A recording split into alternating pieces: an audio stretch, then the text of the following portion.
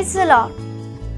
ಯೇಸು ಕ್ರಿಸ್ತನ ಅತ್ಯುನ್ನತವಾದಂಥ ಮಧುರವುಳ್ಳ ನಾಮದಲ್ಲಿ ನಿಮ್ಮೆಲ್ಲರಿಗೂ ನಮ್ಮ ಜೀಸಸ್ ಲವ್ಸ್ ಪ್ರೇಯರ್ ಮಿನಿಸ್ಟ್ರೀಸ್ ಮೂಲಕ ಈ ಶುಭ ಮುಂಜಾನೆಯ ಶುಭಾಶಯಗಳನ್ನು ಸಲ್ಲಿಸ್ತಾ ಇದ್ದಾನೆ.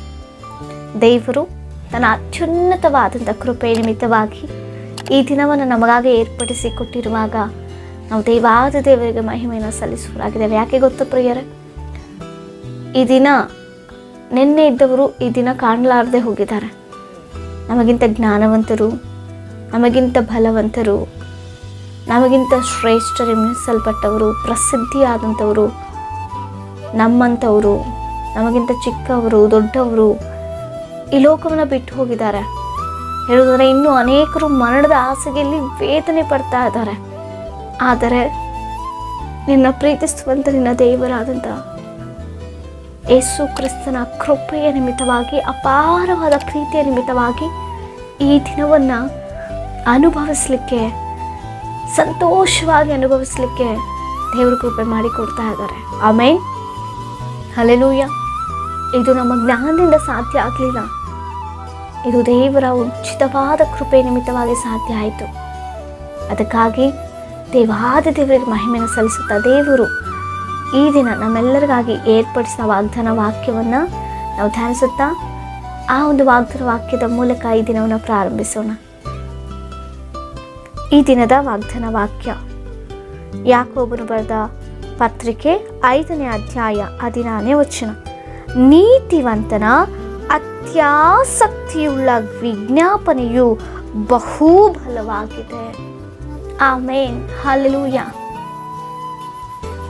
ಅನೀತಿವಂತರಾದಂಥ ನಮ್ಮನ್ನು, ಅಪವಿತ್ರತೆಗೆ ಒಳಗಾದಂಥ ನನ್ನನ್ನು, ನಮ್ಮನ್ನು ದೇವರು, ಪರಲೋಕದ ತಂದೆಯು ಲೋಕವನ್ನು ಎಷ್ಟೋ ಪ್ರೀತಿಸಿ ತನ್ನ ಅದ್ವಿತೀಯ ಕುಮಾರನ ಮೂಲಕವಾಗಿ ಈ ಲೋಕಕ್ಕೆ ಅದ್ವಿತೀಯ ಕುಮಾರನ ನಡೆಸಿ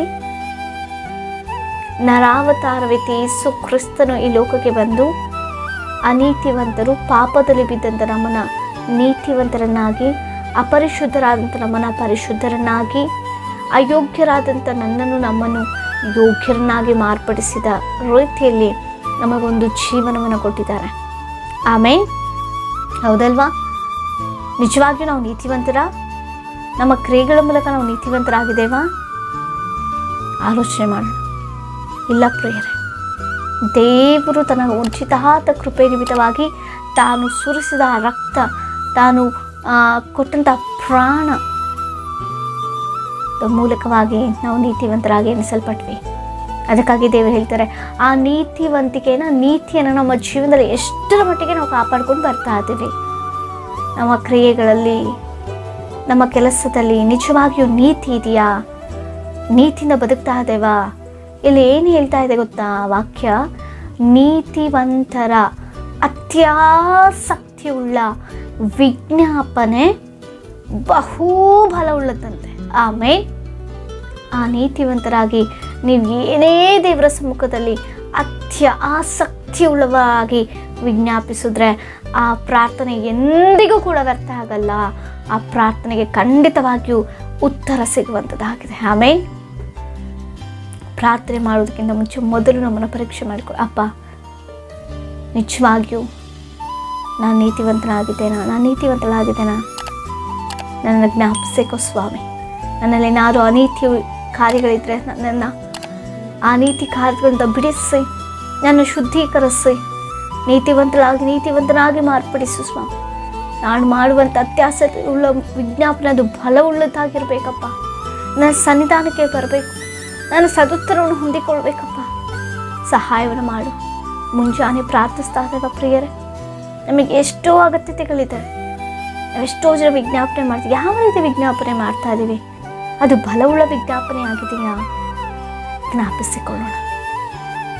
ನಾವು ಪ್ರಾರ್ಥಿಸಿ ನೇರವಾಗಿ ದೇವರೊಟ್ಟಿಗೆ ಮಾತನಾಡ್ತಾ ಇರುವಂಥದ್ದು ಪ್ರಾರ್ಥನೆ ಅಂದರೆ ಅದು.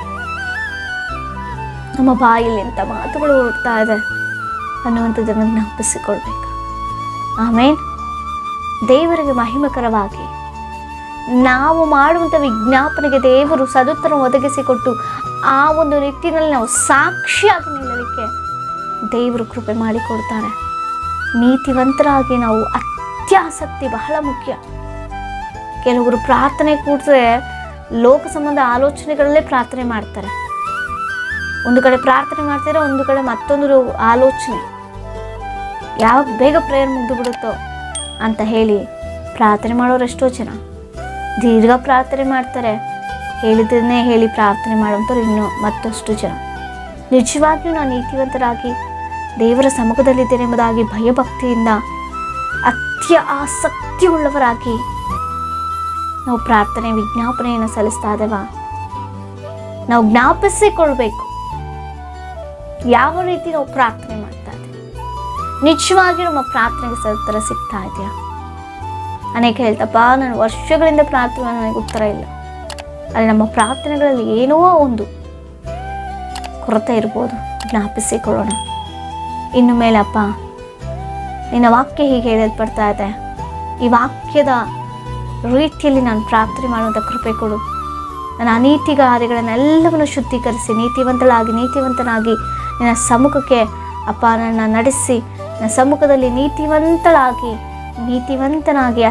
ಆಸಕ್ತಿಯಿಂದ ಏಕ ಮನಸ್ಸಿನಿಂದ ನಿನ್ನನ್ನು ವಿಜ್ಞಾಪಿಸುವಂಥ ಕೃಪೆ ಧನ್ಯತೆ ನನಗೂ ನನ್ನ ಕುಟುಂಬಕ್ಕೂ ನೀನು ಒದಗಿಸಿಕೊಡುವುದಾಗಿ ನಾವು ಪ್ರಾರ್ಥನೆ ಮಾಡುವಂಥವರಾಗಿರ್ಬೇಕು. ಆಮೇಲೆ ಆಗಲೇ ಆ ಪ್ರಾರ್ಥನೆ ವಿಜ್ಞಾಪನೆ ಫಲವುಳ್ಳದಾಗುತ್ತೆ. ನಮಗೆ ಇಷ್ಟ ಅಲ್ವಾ? ನಾವು ಪ್ರಾರ್ಥನೆ ದೇವರು ನಮ್ಮ ಪ್ರಾರ್ಥನೆ ಕೇಳಬೇಕು, ಸತ್ತರ ಕೊಡಬೇಕೆಂಬುದಾಗಿ ಪರೀಕ್ಷಿಸಿಕೊಳ್ಳೋಣ. ನೀತಿವಂತರಾಗಿ ಅತ್ಯಾಸಕ್ತಿಯಿಂದ ಪ್ರಾರ್ಥನೆ ಮಾಡೋಣ. ಸದುತ್ತರವನ್ನು ಹೊಂದಿಕೊಳ್ಳೋಣ. ದೇವರ ಸಾಕ್ಷಿಯಾಗಿ ನಾವು ನಿಲ್ಲೋಣ. ಆಮೇಲೆ ಏನೇ ವಿಜ್ಞಾಪನೆಗಳಿದ್ರು ನಮಗೆ ತಿಳಿಸಿಕೊಡಿ. ನಿಮಗಾಗಿ ನಾವು ಕೂಡ ಪ್ರಾರ್ಥನೆ ಮಾಡುವವರಾಗಿದ್ದೇವೆ. ಪ್ರಾರ್ಥಿಸಿಕೊಳ್ಳೋಣ. ಪರಿಶುದ್ಧನಾದಂಥ ದೇವರ ಉನ್ನತನೇ ಕೃಪಾಳುವೆ, ನಿಮಗೆ ಸ್ತೋತ್ರ ಅಪ್ಪ. ನೀತಿವಂತರ ಅತ್ಯಾಸಕ್ತಿಯುಳ್ಳ ಪ್ರಾರ್ಥನೆ ಬಲವುಳ್ಳದ್ದು ಎಂಬುದಾಗಿ ಹೇಳಿದ್ಯಪ್ಪ. ಆ ನೀತಿವಂತರಾಗಿ ನಿನ್ನ ಸನ್ನಿಧಾನದಲ್ಲಿ ಆಸಕ್ತಿ ಉಳ್ಳವರಾಗಿ ಅನೇಕರಿಗಾಗಿ ವಿಜ್ಞಾಪನೆ ಮಾಡುವಂಥ ಅಪ್ಪ ಮನಸ್ಸನ್ನು ಕೊಡು, ಆತ್ಮ ಭಾರವನ್ನು ಕೊಡು. ನಮಗಾಗಿ ನಾವಲ್ಲ ಸ್ವಾಮಿ, ಇತರರಿಗಾಗಿ ವಿಜ್ಞಾಪನೆ ಮಾಡಬೇಕು ಸ್ವಾಮಿ. ಅಂತ ಧನ್ಯತೆ ನಮಗೆ ಒದಗಿಸಿಕೊಟ್ಟು ಆ ಬಲವುಳ್ಳ ಪ್ರಾರ್ಥನೆಗೆ ಸದುತ್ತರವನ್ನು ಹೊಂದಿಕೊಳ್ಳುವಂತೆ ನೀವು ಕೊಡಬೇಕು. ಸಮಸ್ತ ಕರಗಳಿಗೆ ಒಪ್ಪಿಸಿಕೊಟ್ಟು ನಜರೇತಿನ ಯೇಸುವಿನ ದಿವ್ಯವುಳ್ಳ ನಾಮದಲ್ಲಿ ಬೇಡಿ ಹೊಂದಿದ್ದೇವೆ ಜೀವವುಳ್ಳ ಪರಲೋಕದ ತಂದೆಗೆ. ಆಮೇನ್. Praise the lord.